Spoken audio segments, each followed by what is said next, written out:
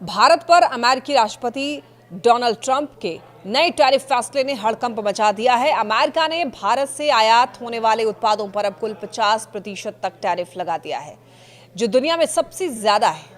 पहले 7 अगस्त को 25% टैरिफ लगाया था और अब 27 अगस्त से अतिरिक्त 25% टैरिफ लागू कर दिया गया है। यानी कि भारत के लिए अमेरिकी बाजार में एक्सपोर्ट करना पहले से कहीं ज्यादा महंगा और मुश्किल हो गया है। इसका सीधा असर भारत की उन इंडस्ट्रीज पर पड़ा है जिनकी सबसे बड़ी मार्केट अमेरिका है। इसमें सबसे ज्यादा नुकसान हो रहा है टेक्सटाइल, ज्वेलरी, झींगा मछली यानी कि सी फूड, कालीन और फर्नीचर इंडस्ट्री को। खासकर टेक्सटाइल सेक्टर में तो हालात इतने खराब हो गए हैं कि नोएडा, सूरत और तिरुपुर की कई यूनिट्स ने उत्पादन रोक दिया है। आपको ये बता दें कि तिरुपुर, जो भारत का सबसे बड़ा परिधान हब माना जाता है, वहाँ हजारों छोटे बड़े निर्यातक अमेरिका पर निर्भर हैं।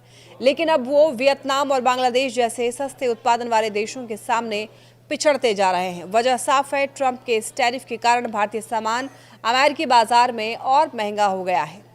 सिर्फ कपड़े ही नहीं बल्कि सी फूड इंडस्ट्री, खासकर झींगा मछली पर भी इसका सीधा असर दिख रहा है।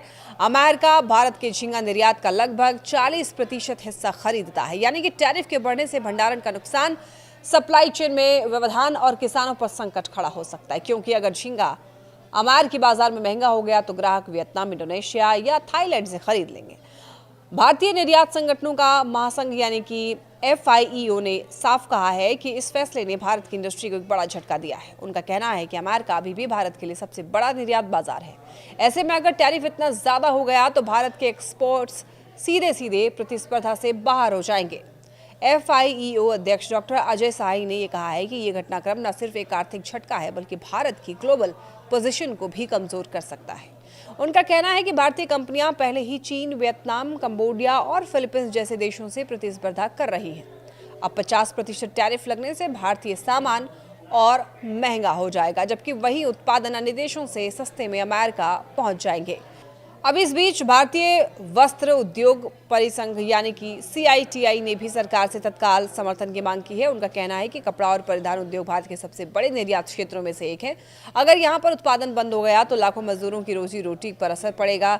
CITI ने सरकार से मांग की है कि वो तुरंत राहत पैकेज और सब्सिडी की घोषणा करें ताकि कंपनियां उत्पादन जारी रख सकें और वैश्विक प्रतिस्पर्धा में टिक सकें। हालांकि विशेषज्ञों का ये मानना है कि इस संकट से निकलने के लिए भारत को सिर्फ अमेरिका से ही बातचीत नहीं करनी चाहिए बल्कि अपनी वैश्विक ब्रांडिंग और इनोवेशन स्ट्रैटेजी पर भी काम करना चाहिए। यानी कि मेड इन इंडिया को और मजबूत बनाना होगा, क्वालिटी सर्टिफिकेशन में निवेश करना होगा और नए बाजारों की तलाश करनी होगी। तभी भारत अमेरिकी दबाव और टैरिफ वॉर का असर झेल पाएगा।